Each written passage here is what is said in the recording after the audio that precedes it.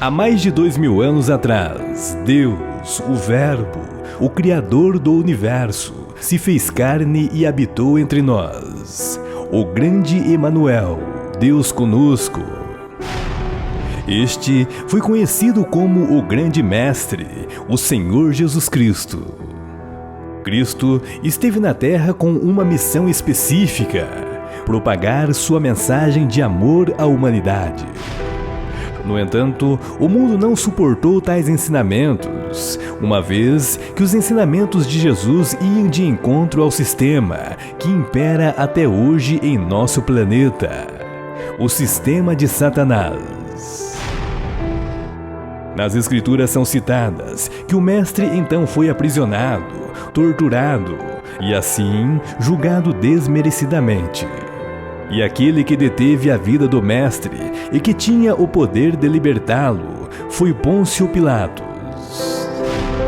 As Escrituras dizem que Pilatos lavou as mãos para fugir ou eximir sua responsabilidade. No entanto, sabemos que no universo existe uma lei, a da causa e efeito, e tudo o que o homem plantar, certamente colherá. A grande pergunta é: como teria sido a morte de Pôncio Pilatos, aquele que poderia ter libertado o grande Mestre Jesus Cristo? Este é mais um mistério que o canal do Braga irá te apresentar.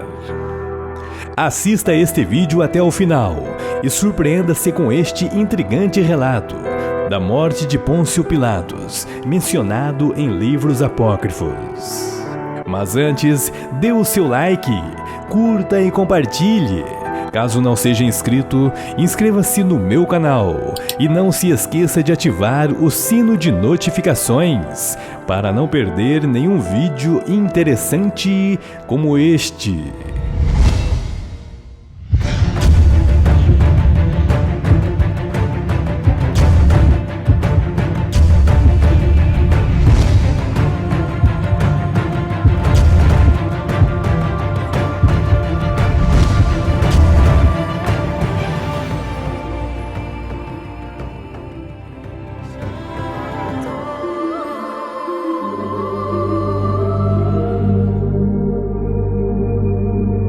Muitos são os relatos de acontecimentos bíblicos que foram registrados em livros fora das Escrituras. Estes são chamados livros apócrifos. Há mais de 2000 anos atrás, Jesus Cristo foi julgado e condenado a uma das mortes mais vergonhosas da antiguidade. Este, sendo inocente, foi condenado, e em seu lugar foi libertado Barrabás, um criminoso em que a voz do povo ordenou que o libertasse. No entanto, todos sabemos que a vida do Mestre esteve nas mãos de um governador romano chamado Pôncio Pilatos. Neste vídeo, irei trazer na íntegra o que está escrito em livros apócrifos a respeito do trágico fim de Pôncio Pilatos. Vejamos.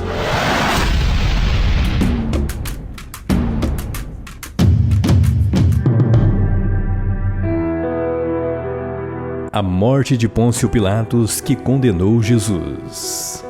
Leitura na íntegra.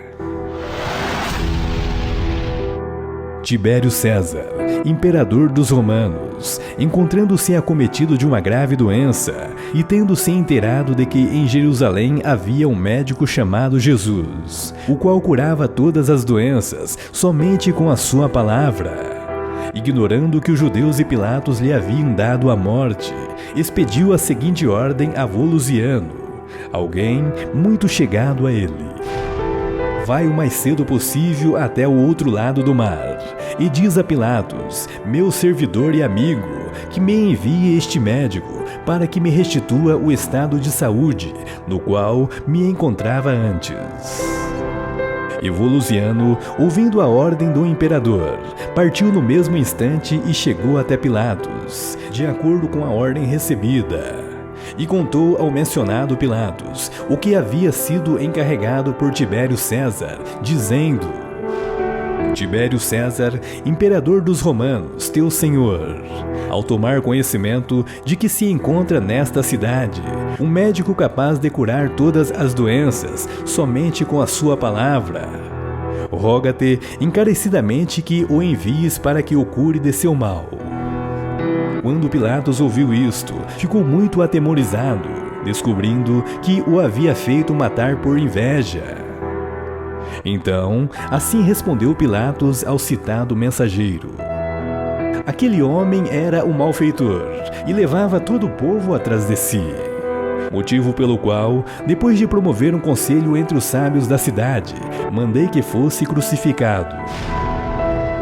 Quando o mensageiro em questão voltava para sua casa, encontrou-se com uma certa mulher chamada Verônica, que havia conhecido Jesus, e disse-lhe: Ô mulher, havia um certo médico residente nessa cidade, que somente com a sua palavra curava os doentes. Por que os judeus o mataram? Mas ela começou a chorar, dizendo: Ai de mim! O Senhor era o meu Deus e meu Senhor, a quem Pilatos por inveja entregou, condenou e mandou crucificar. Então, ele, embargado por uma dor profunda, disse: Sinto-o enormemente, porque não vou poder cumprir a missão que meu Senhor me confiou. Verônica disse-lhe: Quando meu Senhor ia pregar, eu me sentia mal, já que ficava privada da sua presença. Então, quis que me fizessem um retrato, para que, enquanto eu não pudesse desfrutar sua companhia, pudesse ao menos consolar-me com a figura da sua imagem. E estando eu a caminho para levar ao pintor que o desenhasse, meu senhor veio ao meu encontro e perguntou onde eu ia. Quando manifestei-lhe meu propósito, pediu-me o lenço e mo devolveu com a imagem de seu venerável rosto. Portanto, se teu Senhor olhar sua imagem com devoção, ver-se-á imediatamente agraciado com o benefício da cura. Então ele disse-me: Um tal retrato pode ser adquirido com ouro ou com prata. Ela respondeu: Não, tão somente com um piedoso afeto de devoção. Irei contigo e levarei a imagem para que César a veja, depois voltarei. Então veio Volusiano a Roma em companhia de Verônica e disse ao imperador Tibério: Aquele Jesus, a quem tu já há algum tempo vens desejando ver, foi entregue por Pilatos e pelos judeus a uma morte injusta, e por inveja foi pregado no patíbulo da cruz. Porém, veio em minha companhia certa senhora que traz consigo um retrato do próprio Jesus. Se tu o olhares com devoção, obterás de imediato o benefício da tua cura. Então, César fez com que o caminho fosse atapetado com panos de seda e ordenou que a imagem lhe fosse apresentada. E no instante em que ele a olhou, recobrou sua antiga saúde. Em consequência, Pôncio Pilatos foi detido por ordem de César e trazido a Roma. Quando o imperador tomou conhecimento da sua chegada, sentiu-se dominado por uma enorme fúria contra ele e ordenou que o levassem à sua presença. Deve-se esclarecer que Pilatos havia trazido consigo a túnica de Jesus, feita de uma só peça, dádiva que o levou à presença do imperador. Assim que o viu, o imperador sentiu-se destituído de toda sua ira. Levantou-se imediatamente diante dele e não ousou dizer uma única palavra dura. E assim, ele que na sua ausência parecia tão feroz e terrível, agora, na sua presença estava até certo ponto manso. Mas, assim que o despediu, começou-se a exaltar terrivelmente contra ele, chamando-se a si mesmo aos gritos, de miserável por não lhe haver manifestado a indignação de seu peito.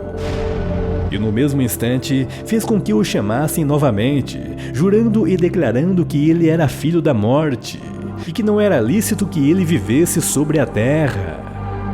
Porém, quando o viu de novo, saudou-o imediatamente, e sentiu-se destituído de novo de toda a ferocidade de sua alma. Todos, até ele próprio, estavam admirados com o fato de ele encolerizar-se na ausência de Pilatos, enquanto que na sua presença não era capaz de dizer sequer uma palavra áspera. Finalmente, por inspiração divina, ou talvez por conselho de algum cristão, mandou que o despojassem daquela túnica. No mesmo instante, recobrou sua antiga ferocidade de alma contra ele. Grandemente admirado com esse fato, o imperador ficou sabendo que aquela túnica havia pertencido a Jesus.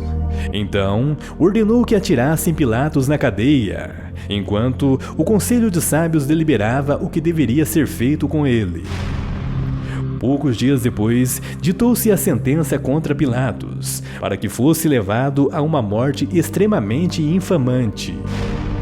Quando isto chegou aos ouvidos de Pilatos, ele próprio retirou a sua vida com uma faca, e com esta morte pôs fim à sua vida. Ao tomar conhecimento do ocorrido, César disse: na verdade, morreu ignominiosamente, já que sua própria mão não o perdoou. Então, amarraram-no a uma enorme pedra e o atiraram nas profundezas do Tibre. Aconteceu, porém, que alguns espíritos imundos e malignos, aproveitando-se daquele corpo nas suas próprias condições, moviam-se nas águas e atraíam para elas raios e tempestades, trovões e granizo, até o ponto de todos assustarem-se e sentindo um grande temor. Por causa disto, os romanos tiraram-no do rio Tibre e levaram-no ao som de galhofas até Viena e o arremessaram nas profundezas do Ródano, já que Viena significa caminho para a Gerena, inferno, por ser naquele tempo um lugar maldito. Mas também ali os espíritos maus apareceram, fazendo as mesmas coisas.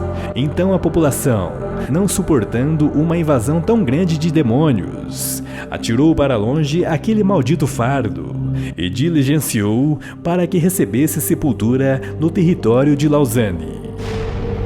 Os habitantes desta região sentiram-se excessivamente conturbados pelas invasões, atirando-no, por sua vez, longe deles, num poço rodeado de montanhas. Lugar que, se dermos crédito ao que algumas pessoas contam, dizem que ainda é agitado por algumas maquinações diabólicas. E aí, pessoal, tudo bem com vocês? Gostaria de saber qual a sua opinião sobre este assunto. Deixe o seu comentário. Sua opinião é muito importante para nós. Caso não seja inscrito, inscreva-se em nosso canal e não se esqueça de ativar o sino de notificações para não perder nenhum vídeo interessante como este. Gratidão.